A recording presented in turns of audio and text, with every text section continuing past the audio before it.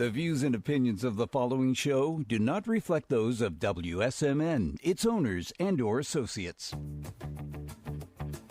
Lisa and Robin are two fun friends diving deep into conversations where nothing is taboo. They believe in eating dessert before dinner and wearing the bikini. They're allergic to labels, authority, and cheap shoes. Currently, they're launching themselves through life being the good time, bold enough to take risks and inquisitively asking, what's next? They hail from New Hampshire, but they could be anywhere dressed in cute clothes. If they had to share a tombstone, it would read, "Curiosity killed these cats." Your hosts, Lisa and Robin on the mic. Welcome to another episode of Lisa and Robin on the mic. You were listening on WSMN 1590 AM, 95.3 FM. You can watch, stream, and listen on WSMN.live. Welcome to another Thursday. We are sans Robin. She is home recovering, but I do have a special guest in the studio today, and it is Jim Lawrence. Welcome. Wow. Oh, Wait a minute. You're not back on. You're on there 3. You go. They're on 3. You switched me. I switched you for the camera, and then I totally forgot. Welcome. Good to be here. Glad to have you. You know, I wish Robin a very quick recovery. Yes. I'm glad she's okay. Yeah, she's feeling great, and it's just more of I want to lounge around today. There you go. Than anything else, so good for her. It's raining. You don't want to go out in the rain. Yes, you do.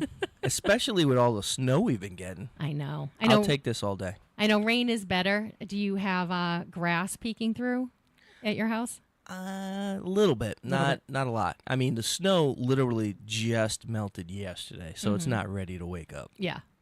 I know that the bears are awake. Oh, really? You have a bird feeder? I don't, because I couldn't get to it. With all of the snow, I gave up. But I did see a bear in the yard. Well, good thing you didn't get to your bird feeder because you'd be feeding the bear then. Absolutely. I used to have this great big squirrel safe bird feeder that has like the top on it so the squirrel can't come from the top.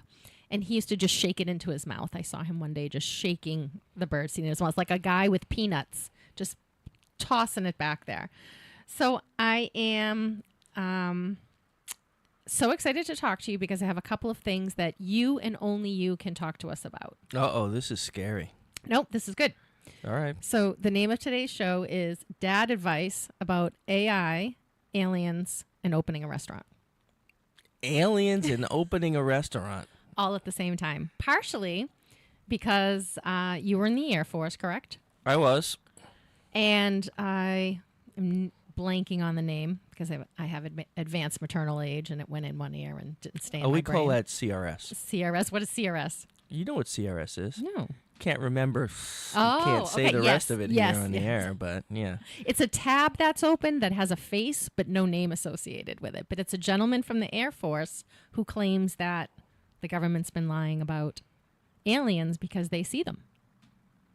Really? Yeah. Have you ever seen an alien? I have not. Really? Really. You ever seen a UFO or? You know, when they start doing the Starlink stuff and you're like, what is this? And then you realize it's Starlink, you know, when all of the satellites go off in a straight line, random, like, you know, all of a sudden it's like, well, nothing is, that has to be man-made for something to happen. And then you realize the next day, oh, yeah, they just launched something. Oh, so you're talking about symmetrical things in our atmosphere. Yes. So when I see symmetrical things, I always think, well, that's weird. That must be man-made. Just like, so I'm fascinated, you know how I'm fascinated with astrology and the moon and the stars and quantum physics and all of that stuff. And the reason why I think you would be a great conversation about aliens is because you have Because I am one? Is that it? No, because you have an opposite opinion about astronomy than I do. Wait, so, I do? Wait, how do you know I have an opposite because opinion? we asked you if you believed it and you said no. Oh, you're talking about astrology. Yes. Like, Yes. Do I believe that you can predict things based on... what's happening in the sky. Like, Okay. you don't believe in Mercury's in retrograde, for example. Oh, I believe Mercury's in retrograde because that's a celestial event. But what does that mean to what's going to happen today? That's the question. Okay. I see So- where this is going. I mean, basically, I mean, there's an impact to us physically through certain things happening. Obviously, I mean, we behave differently, or they claim we behave differently when the moon is in different phases. So I 100% as a property manager believe that.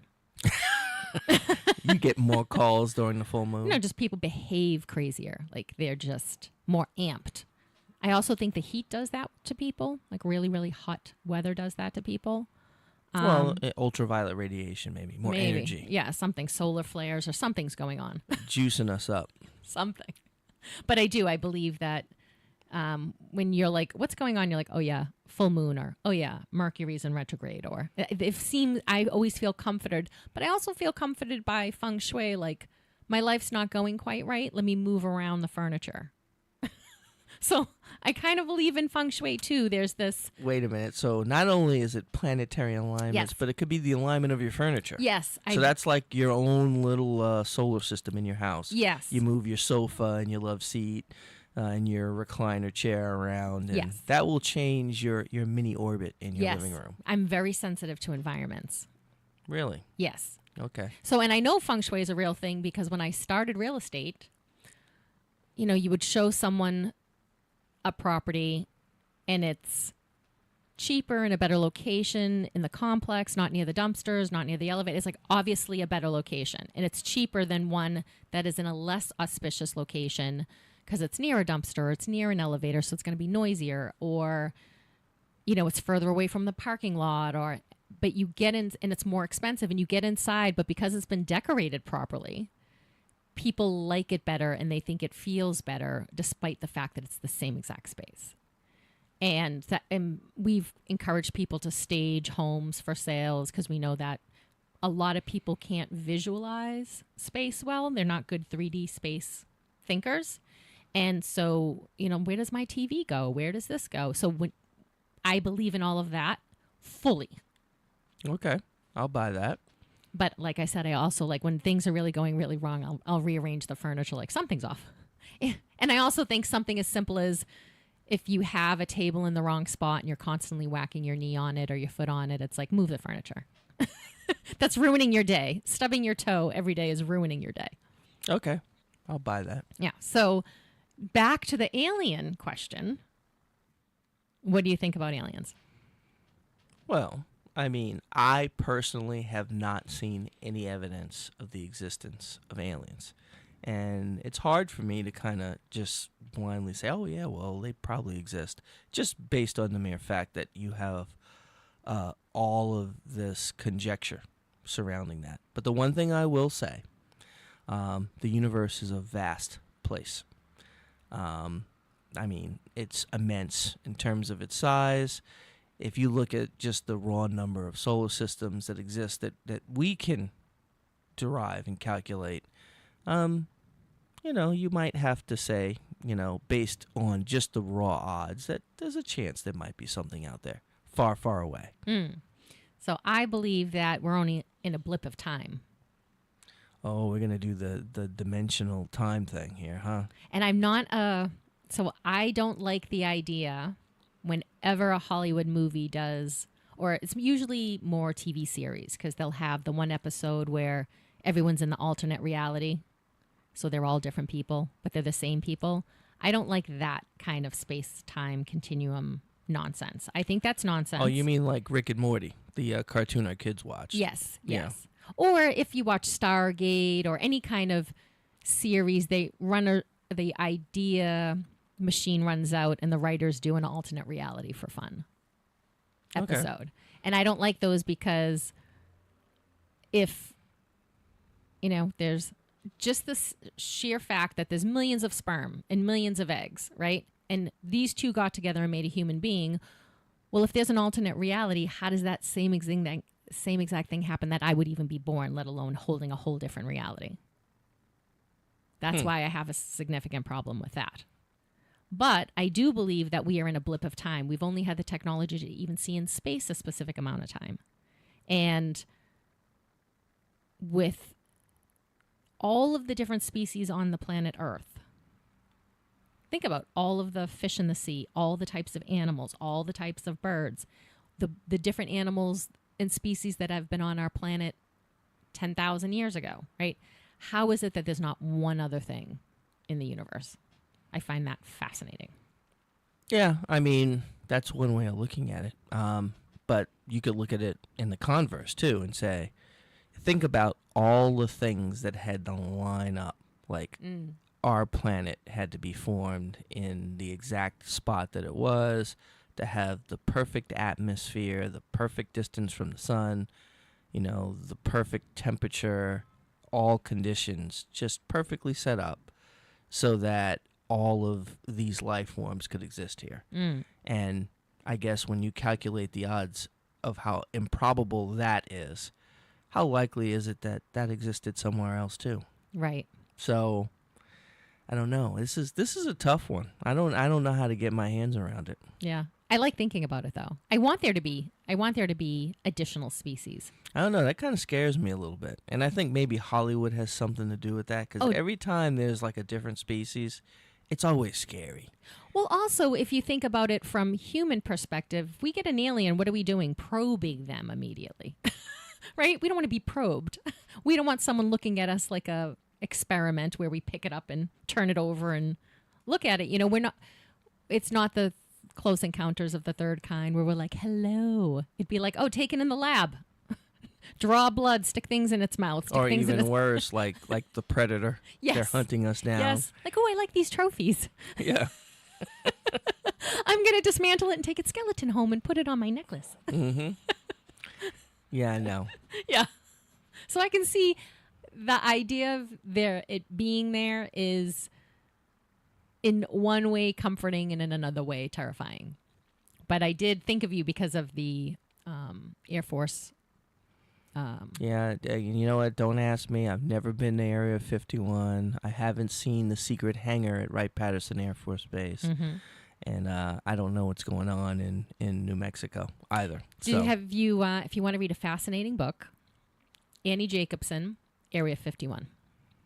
She's an investigative journalist, and she breaks down the government, which is so confusing to a layperson, and breaks it down in easy to understand fashion and goes back to the 50s and talks all about Area 51. And her take is there's no aliens.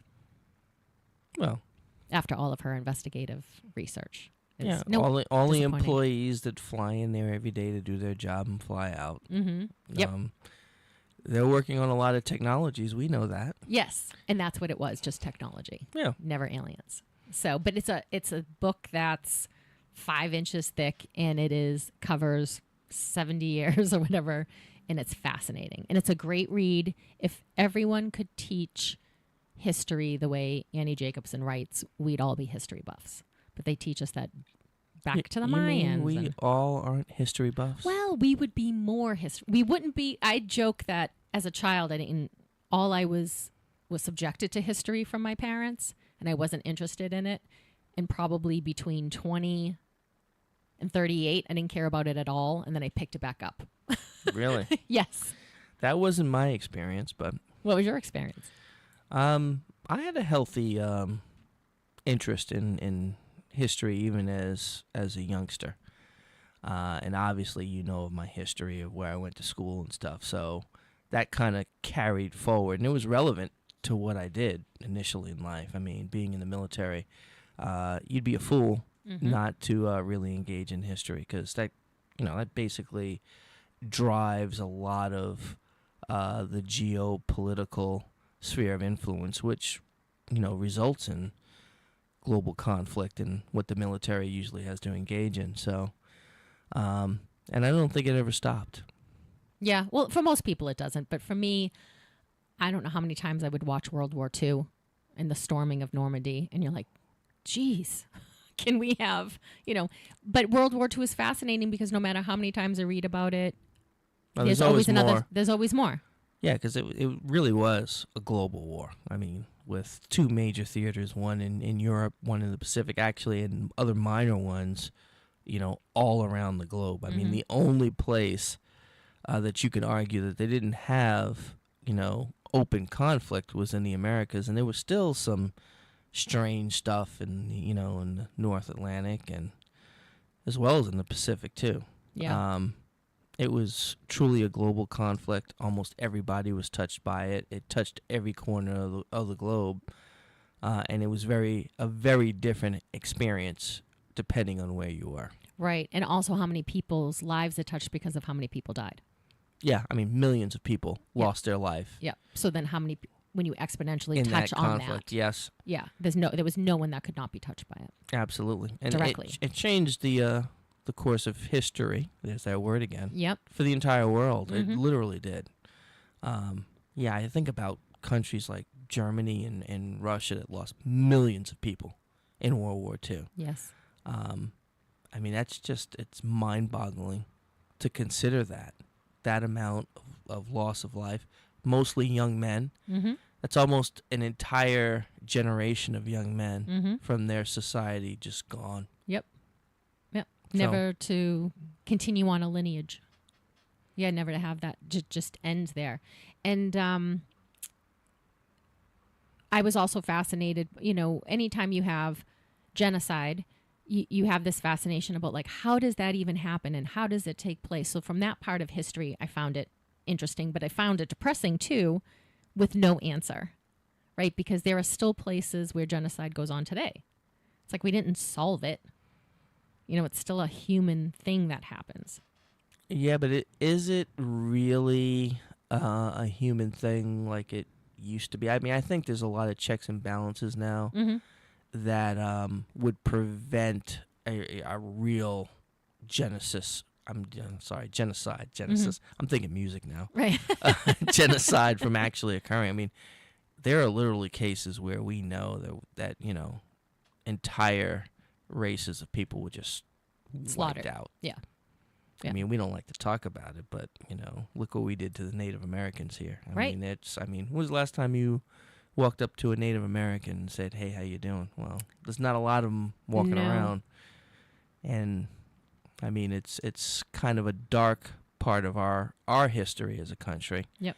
But it's hard for me to believe that in modern society something like that is even possible. I mean, we hear of stories of things like that happening, Mm-hmm.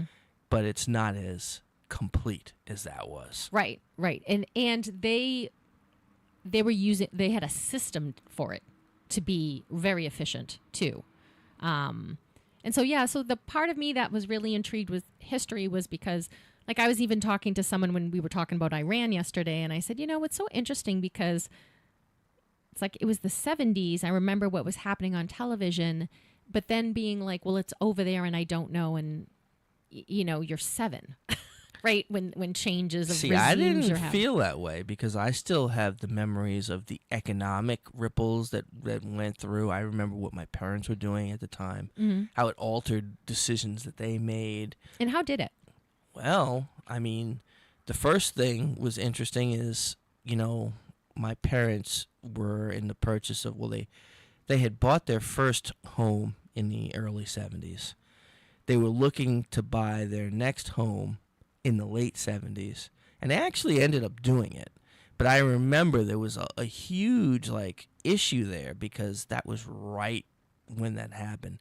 If they had waited any longer, there would have been a huge problem because I remember interest rates went through the roof. I mean, our economy, the U.S. economy in the late 70s and early 80s was a disaster. It was an absolute disaster. And that was the tipping point, was, the fall of the Shah of Iran, our biggest ally, and people don't understand that now because it's so far away. Iran was our biggest ally in the Middle East. It wasn't Saudi Arabia. It was Iran.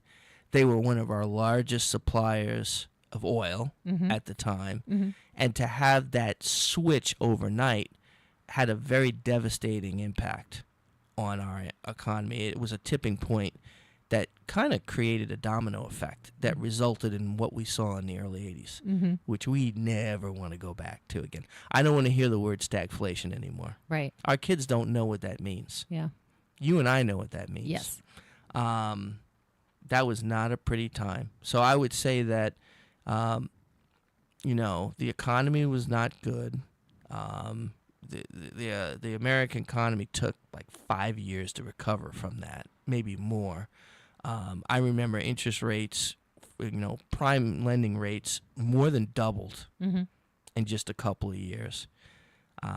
It was just not a fun time. Not a fun time to really be around. I mean, literally, if my parents had waited one more year to purchase that next home, they probably wouldn't have got in. And that would have impacted our entire family forever. Yeah. So, no, not looking at that with fondness. But even beyond that, I mean, look at everything that's happened over that 47-year period in the Middle East that Iran was kind of the epicenter or the impetus behind. There's a lot of stuff. Yeah, and I don't think, because I was going through, I ended up watching a video where someone said, this is what Iran used to look like. And it was women, in bikinis on the beach? In bikinis on the beach, in medical offices as doctors, and carrying out, high positions and full equality. It appeared to be full equality. And then, you look at it today, subsequently, and it's like, wow. Yeah, it was very modern, very westernized. Very westernized. And that's the part that I don't think, it's like, I didn't even remember that. I just remembered my parents talking about it, seeing it on the news, seeing the 60-minute things, but then it kind of sort of fell away. Yep. And then it sort of just becomes this spot in the Middle East that, well, there's conflict everywhere over there. Am I keeping up with Middle Eastern conflict? I don't know. They're always fighting. They're always arguing. Yeah, I mean, you got to ask yourself a question. How does something like that happen? I mean, they literally changed the entire culture of a country. Overnight. The entire society. It'd be like, I hate to draw a parallel to something that Hollywood came up with, but I guess in a different sense, it kind of reminds me of what The Handmaid's Tale was like. Yes.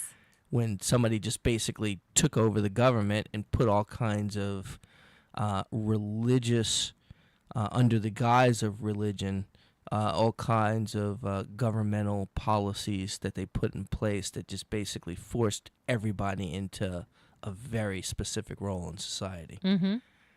And one that you would probably not have chosen given any kind of free will. Well, no freedom at all. Right. Basically, you're going to do what we tell you to do, and this is the rule. Yeah. The rule of law. Yeah. So it's so interesting because until I had saw that, I'm like, oh, wow, this is not even in my memory banks that this was a thriving metropolitan place that was, like you said, very Western. And then because of the last 40 plus years of it being a very specific place. Yep. And I don't think, and that's why I am such an American in the sense that I'm such a capitalist, for lack of a better term, because there's freedom in capitalism, and because how quickly your whole entire or everyone's life can change in a blink of an eye. I bet for those people in Iran, they would have never imagined, the women in bikinis being covered head to toe, a woman holding a place as a doctor now being not allowed to. I don't know if in Iran they're allowed to go to school. I don't know how I'm not they sure about handle that. it. I don't know anything about them, actually. Well, that's by design. Right. They don't let a lot out. Right. It's like Korea. They control everything. And when they don't like what they see coming out of it, they shut down everything. They shut down the internet. They shut down people's communication network, and they do whatever they're going to do. Mm-hmm. And one thing, I've not been a good chess player. My father used to love the game of chess. And I was never strategic that many steps ahead. Yeah. I can do okay over here. And then, but depending on what happens over here, I need to make my strategy. I can't just, lay out a 15-point plan because I'm like, well, point 3 didn't happen the way I wanted it to. Well, the great chess players can keep track of multiple moves ahead with multiple alternatives. Yeah. Yes. And There's that's what I multiple don't think I can do. permutations. So you're a checkers player, not a chess player. And I'm barely even a check. I play pool. I'm more like the pool person. Let me have a direct physical. So I'm. You know, there's a pool table at Fuegos, right? I have not been. I can't wait to go. I know you're hiding. Well, I'm injured. That's true. Can you play pool with your injury? I can. All right. Yeah. Yeah. I won't be able to dance though. That's okay. Well, I want to dance. You could sit and I snap heard your you have a fingers. great DJ. We have a few. So tell me all about. So one of the dad advices I was going to ask you is, what is it like opening a restaurant? Opening a brand new business. In a business, have you owned a restaurant previously? So here's, this is a very complex question, and I'm going to answer it in a couple of different ways. First and foremost, I'm going to say it is very exciting. It is. There is something gratifying, and you talked a little bit about capitalism. There is something gratifying about, and I've always been very enamored with this concept. There's just something special about taking an idea, a concept, a vision, where there's nothing there, just a blank canvas, starting from scratch and creating something, creating this business and seeing it come to fruition. That's a very special moment for every entrepreneur. I mean, if you're a small business owner, if you start in any kind of business, you understand what that's like. It's just, there is nothing else like it. No, you're like birthing something. Yes, and especially when it's something like this, you're starting something brand new. So from that standpoint, it's very exciting. But then on the other side, it's a lot of hard work. I mean, they talk about most businesses, they fail almost immediately. And that's only looking at the businesses that start. If you really calculate the amount of businesses that people conceptualize, they visualize, they start to try and formulate whatever plan they have to start and open up this business and never get there. I mean, really the odds are very much stacked against you. So a lot of hard work, a lot of blood, sweat, and tears. I'd say opening a restaurant is not for the faint of heart. Very complex business model, a lot of moving parts.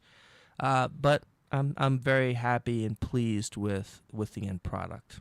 So I'm very excited. So for the what future. days of the week are you open? So originally we were only open Wednesday through Sunday, noon to 1 a.m. most nights. That's changing. We're going to start opening Tuesdays, starting St. Patrick's Day. Exciting. So, yes, it is. We're all Irish on that day. Everyone's Irish. That's right. For 24 hours, we're all Irish. Well, but yeah, I mean, it's what a ride. Yeah. What a ride. What would you, if your kid came to you, one of your children came to you and said, "Hey, I'm going to open up in a restaurant," what would you tell them? It depends on which kid. Oh, yes. So, right off the bat, and this is, everybody has their own strengths and weaknesses, and a parent knows the true nature of all of their children. There are some children that I have that are entrepreneurial. There are some that are not. Depending on which child it is, I'd probably say, well, I think it's a great idea. I would support my kids no matter what they wanted to do. But I'm going to be trying to steer them in a direction where I think they're going to be the most successful. Yes. So obviously, if it's one of my children that are very entrepreneurial, I'd be like, yep, great. Let's talk about what you're going to be facing here and what you should be focusing on and how you should approach this to maximize the opportunity for you to succeed. I wouldn't discourage a child that's not entrepreneurial because you never know. Sometimes people change and, they shift like the shifting sands of time, and they develop skills that, maybe weren't apparent before. And I'd encourage those children to do that and try and give them advice on how I thought that they could be successful in that endeavor. Would you ever encourage them to work in the restaurant first so that they can see more hands-on what goes on, or do you think there's no benefit to that? I think you have to do research. You have to do homework. I mean, part of starting any business, because nobody knows everything. Mm-hmm. And by definition, if you're going to start a new business, there's going to be a lot that you don't know. And the question is, what do you need to know before you open it? And what can you learn and figure out along the way? That's always a very interesting balancing act, and that's probably the number one reason why people fall off the proverbial apple cart. But Because they don't end up learning the skills they need to learn? Yeah, I mean, or they don't pivot and adjust as quickly as they need to pivot and adjust? You're going to have to pivot and adjust. I mean, that kind of comes with the territory. I mean, the biggest thing that I would basically tell them is that understand that don't fall in love with the idea of what you're doing. Mm-hmm. Understand that this is a business, and businesses are always a lot of work, and you always have to be focused, and you have to be laser focused and sharp on what your business endeavor is, because no matter what, you need to plan for three things. It's going to cost more than you thought it was. It's going to take more time than you thought it would to get open. And something, and it could be multiple somethings, something is always going to go wrong. Right. So you love solving problems. Expect the unexpected. Yep. Be diligent, work hard, have a plan, be flexible, and don't be afraid to roll up your sleeves and get the work done. Mm. So, I love entertaining and going to restaurants and participating them, but the idea of them is overwhelming. A lot of moving parts. A lot of even when I think of, because I love to cook, so everyone always was encouraging me to open a restaurant, and it's like, but I don't love performative cooking. Yep. And I don't know that I love making the same thing the same way all the time. Yeah, consistency is key. Consistency. And then I don't love food waste and food spoilage. Well, that's a challenge, and it's incumbent upon every restaurant to come up with the proper systems to minimize that. Yep. That's a big part of what you're doing. Even in a home kitchen. You know. Yeah, I don't worry about my home kitchen. Yeah, but home kitchen, anyone who cooks regularly has thrown enough food away in the fridge at the end of the week to know, like, well, this is just a waste of money. But when you do that en masse and on scale at a restaurant, and that's not even taking into consideration, you are running, it's a bar restaurant, but it's also more like a bar club as much as it is a restaurant. It's an entertainment venue. It has an yes. entertainment component, because we do have live bands, we have live acts, we bring in guest DJs. There's a lot of like a community of, like, where you go for a community, you're having a good time, you can meet your friends. It's food, fun, yes, entertainment. yes. So there's a lot of different components, even more than an average restaurant. Yes. Yes. So and there's something every week. Yes, and so, like, when you go to a regular restaurant, you sit down and that is the entertainment where you have a different experience. Well, and we have that too. Yeah. So I find it kind of hard not to look at Google incessantly, trying to analyze what my feedback is, what my ratings are. Mm-hmm. Fortunately, they're all good, overwhelmingly. Mm-hmm. I had one troll that came in that obviously never came to the restaurant, that just wanted to stir up trouble. But other than that, the feedback has been overwhelmingly positive. So I'll take that as a small victory in the beginning. Yes, because I think the hardest thing in the beginning is in letting people know that you're there, what you have to offer, and then every place has a culture. And the culture depends on a few things. It depends on the ownership, it depends on the staff, it depends on, like you said, like the different DJs and the different you guys are having comedy too, right? We haven't done that yet, and we haven't advertised it yet, but it is something that's in the plan. In the works. I mean, yeah, we've had plenty of live bands. We've had plenty of, like I said, guest DJs. We do a karaoke night. We've flirted with trivia night. We are going to continue that. We're probably going to move that to a different night. Mm-hmm. We've even talked about doing stuff like DJ Bingo. Have you ever seen that before? No. It's fascinating. It's bingo, but it's not numbers. It's songs. It's music. Ah. So it's themed songs. It could be like 70s, 80s, whatever. And you could change the patterns of bingo. Seems to be a very, very, how shall I say this? It's a very popular bar and restaurant type activity. Okay, because it's interactive. Yep. You know, so anytime you can get the crowd involved and you get people invested. We were in St. Kitts with our family over the summer, and the hotel came out with their big speaker, and they would play so many notes, and then you would have to guess the song. And if you guessed the song, they would fling prizes your way. So we were all in the pool, you know, yelling song names at the top of our lungs, having stuff flung at us in the pool. But that was super fun too. And you said you're going to do Taco Tuesday on Tuesdays? So you're really staying up on what we're doing. Yeah. So we're opening, obviously, this upcoming Tuesday for St. Patrick's Day. We'll be opening up early, 9 a.m., which is, significantly earlier than we're normally open. We'll be open all day. Mimosas in the morning. Mimosas in the morning and something green at night. But we'll be opening every Tuesday thereafter, and we'll have Taco Tuesdays with trivia. So that'll be our Tuesday expansion. So and that's another thing. When we first opened, we said, we're going to be Wednesday through Sunday. Well, no, we're finding that the demand is such that maybe we ought to be open on Tuesday as well. So we'll see how that goes, and if that goes well, who knows? Maybe we'll be open 7 days a week soon. Then I won't get any sleep. Well, I'd say the more the merrier, because your real estate is there that you have to pay for 7 days a week. Yeah, that's true. You pay for your stuff 7 days a week, 24 hours a day. So the more you're open, the better utilization rate you have. That's why I'm always freaked out when some of these restaurants are open, Wednesday through Sunday, dinner only. You're like, how are you paying your bills? Well, wait a minute. Yeah?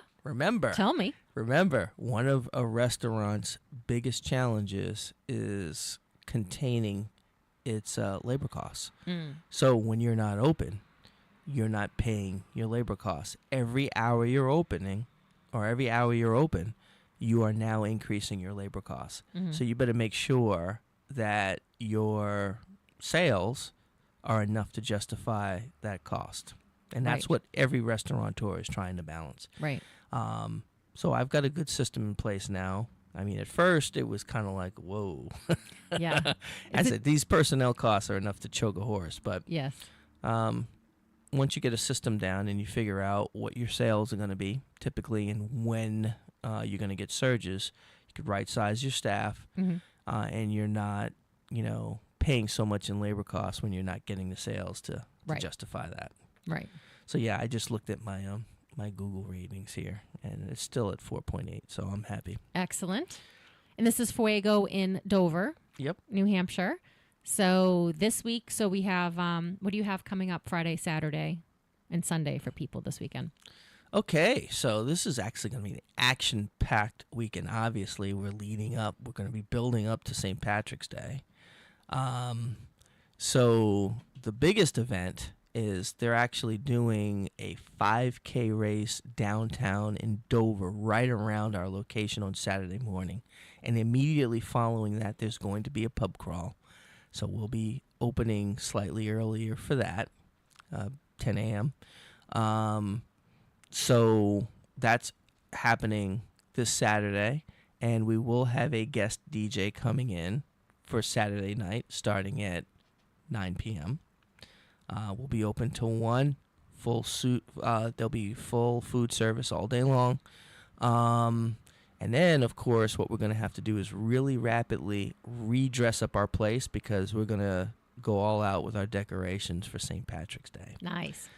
So we'll be gearing up, going through the weekend. We'll pause and close Monday. And then Tuesday, 9 a.m., we're going to open up bright and early so everybody can come by and get their Irish coffees on St. Patrick's Day morning. Love it.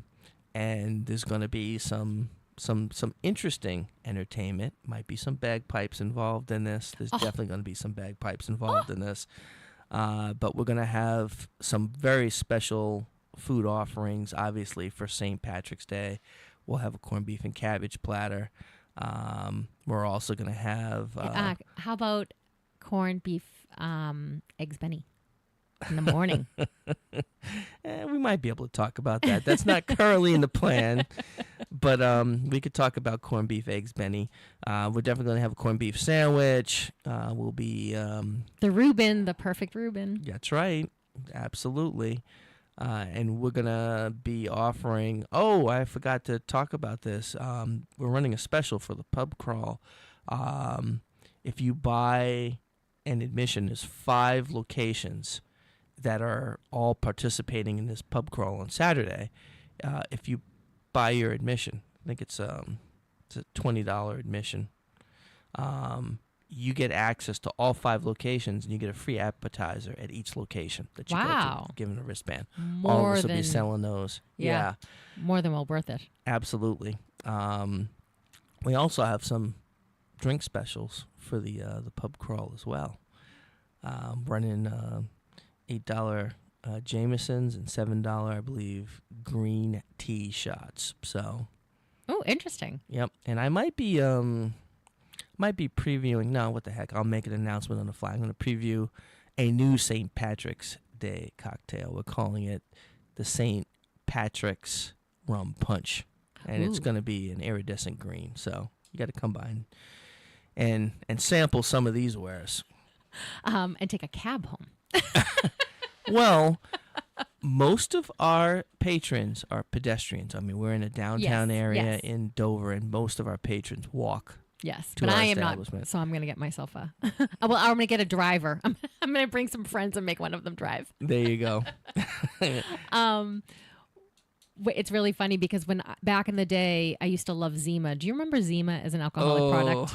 Yes, I do. I remember when it came out because, believe it or not, I was living in Colorado when it came out. People don't realize this. That was a Coors product. Oh, yes. Coors was the company that created Zima. They were trying to create some kind of beer-like drink that women would drink. Yes. Because they weren't big beer drinkers back then in the 80s. No, because it was all gassy and hoppy, and no girl wants to Zima be bloated. Was still gassy because it was carbonated, whatever. It was malt. They called it a malt drink, right? It was clear and it was nasty. I used to put a shot of Chambord in it. Ugh. And I used to love my Zima. Oh. There's a reason why Zima doesn't exist anymore. I beg to differ. I'd be drinking Zima right now. All right. Well, you know what? Let's call the executives at Coors and see if we can get them to come back. So, like, that was the time period of the wine cooler. You know, now we have hard seltzers and all of that. But we were right. Bartles and James, thank you for your support. Thank you for your support. Thank you for getting drunk. Yes, thank you for your support. And you know who the number one drinkers of Bartles and James was at the time? Teenage high girls. High school, yeah. Underage drinkers. No. High school girls. Because they tasted all yummy and fruity. Every high school party had Bartles and James in garbage cans and ice. Yes, and it was in a glass bottle, so it could get really, really cold. Yep. And they were fruity. I remember my father didn't believe that children shouldn't drink. He felt like, you know, he's Italian, to have a glass of wine and, you know, be exposed because we know you're going to do it, so you should be able to do it intelligently. So he's like, what is everyone drinking? I said, Bartles and James wine coolers. So, of course, he buys me some, and we sit in the yard and we drink it together. And he's like, well, these are sweet. I'm like, they're delicious. He's like, well, they go down too easy, so don't drink them fast, you know, and don't get, you know, and he was trying to teach me like when was appropriate shut off time for me and my Bartles and James. But they were icy cold. We put them in ice. They were delicious. Do they still sell Bartles and James? I don't know. I don't think so. I don't think I've seen a wine cooler. I know hard seltzer took over. Then we had the twisted teas for a while. That was really popular, but now it's the hard seltzers. And I'm not a fan of the hard seltzers. They give me heartburn. I'm such a bad drinker to begin with. And I'm going to take you back to see if you could remember in the 90s. Guess what when I wasn't drinking Zima, or a wine cooler. Guess what my drink was? Mai Tai? No, no. You That's do an that adult now? drink. That's my drink now. Grape Crush. Grape Crush. They don't really? even make it anymore. It is like an obsolete drink. So I was drinking mudslides. So that was my favorite drink for a while. But you could only drink 2 and then you were really full. But that also kept me from over drinking because I would get full from the mudslide and I would get frozen mudslides, which is just Kahlua, vodka, and Bailey's on ice or frozen.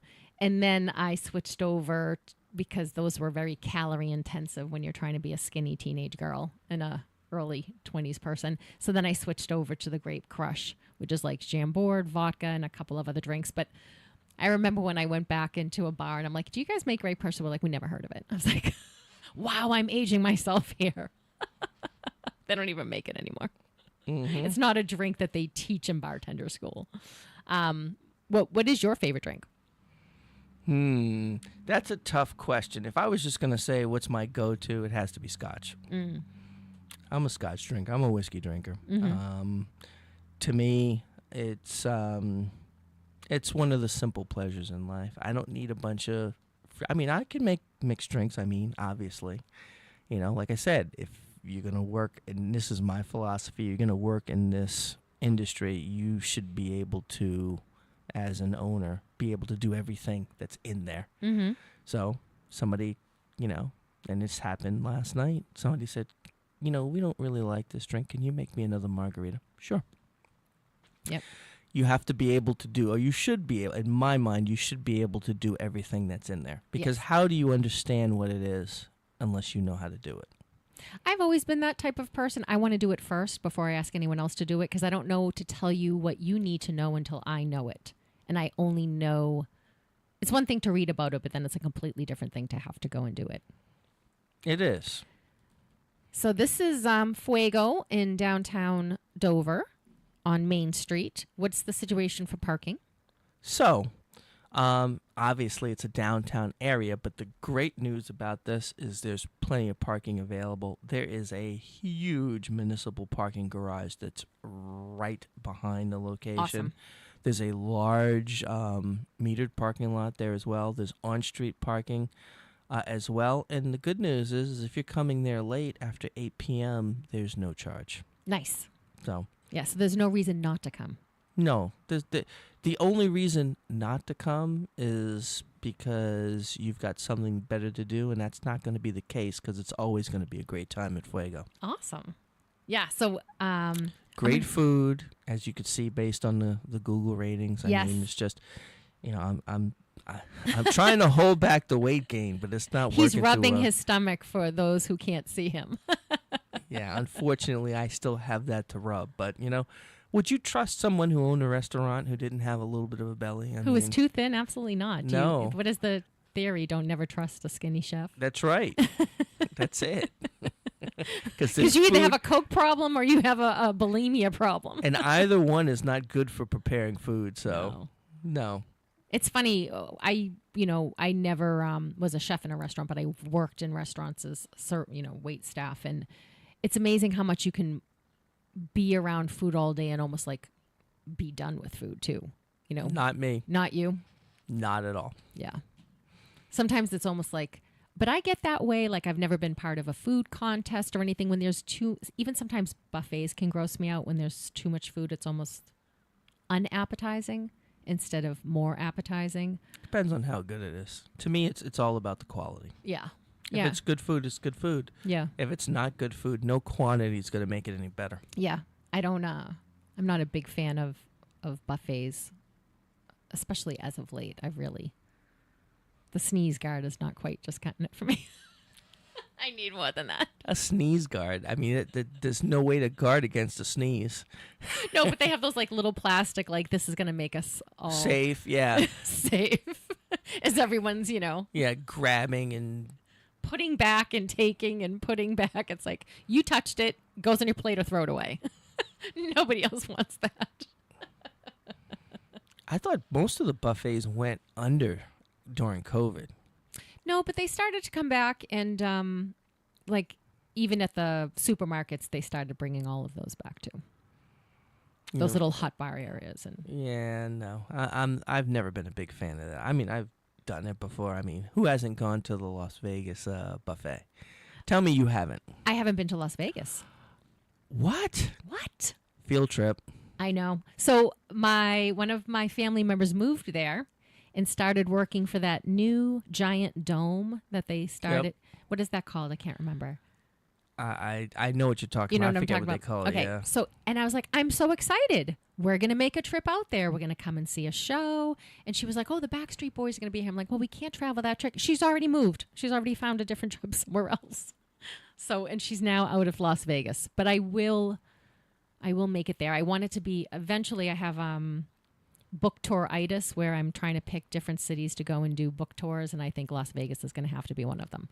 But I'm not a big gambler. So I'm going to have to make sure it lines up with some decent kind of show or something. I don't, because I'm not going to really gamble. Yeah, last time I went to, matter of fact, the last 3 times I went to Vegas, I didn't place a single bet. But I will say this: the buffets aren't, from what I've seen, are not what they used to be. You used to be able to go to places, and for like some unbelievably ridiculously low price, like for $5 or $10, you get an all-you-can-eat buffet, and they had everything there: crab legs, steak, lobster. It was just total decadence. Now they've kind of said, well, we're going to cut costs here. We're not going to give the farm away. Right. And also you have to gamble more to get more, probably. Like, yeah, because if you gambled a lot, they would just give you a free buffet ticket. Yeah, You'd and go a for free stay. Yep. Because my father used to get plenty of free stays down at Foxwoods. Really? That's how I knew how much money he was spending. You were listening to Lisa and Robin on the mic. I am in the studio with Jim and Jim Lawrence. Lawrence, yeah, troublemaker. You are listening on WSMN 1590 AM, 95.3 FM. You can always watch, stream, and listen on WSMN.live. We're going to go to the top of the hour, and then we'll be back right after that. Stay tuned.